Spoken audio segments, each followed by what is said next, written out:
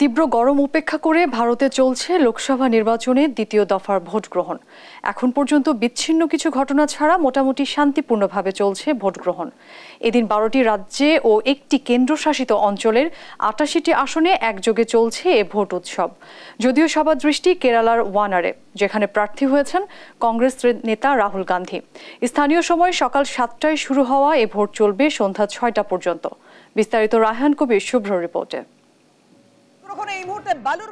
নির্বাচনী সহিংসতায় বরাবরই নাম এসেছে পশ্চিমবঙ্গের, এবারও তার ব্যতিক্রম হয়নি। লোকসভা নির্বাচনের দ্বিতীয় দফা ভোটের শুরুতেই বিজেপি কর্মীকে চড় মারার অভিযোগে উত্তপ্ত হয়ে ওঠে পশ্চিমবঙ্গের রায়গঞ্জ। এক পর্যায়ে বিজেপি ও তৃণমূল কর্মীদের মধ্যে উত্তেজনা দেখা দিলে ধাওয়া পাল্টা ধাওয়ার ঘটনা ঘটে। এ ঘটনায় পুলিশের নিষ্ক্রিয় ভূমিকার অভিযোগ তোলেন বিজেপির রাজ্য সভাপতি, যদিও তা অস্বীকার করেছে রাজ্যের শাসক দল তৃণমূল।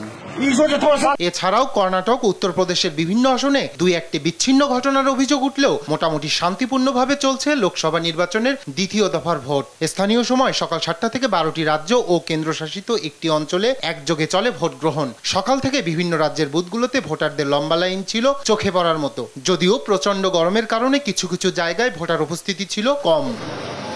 এদিকে দ্বিতীয় দফার ভোটে সবার দৃষ্টি কেরালার ওয়েনার আসনের দিকে, কেননা আসনটিতে প্রার্থী হয়েছেন এখানকার ঘরের ছেলে খ্যাত কংগ্রেস নেতা রাহুল গান্ধী। বিরোধীদের কাছে সবচেয়ে গুরুত্বপূর্ণ দুটি রাজ্যের একটি কেরালা, যেখানে ভোট হচ্ছে 20টি আসনের সবগুলোতেই। অন্যদিকে আরেক গুরুত্বপূর্ণ আসন কংগ্রেসের ঘাঁটি হিসেবে পরিচিত কর্ণাটকে ভোট হচ্ছে 14 আসনে।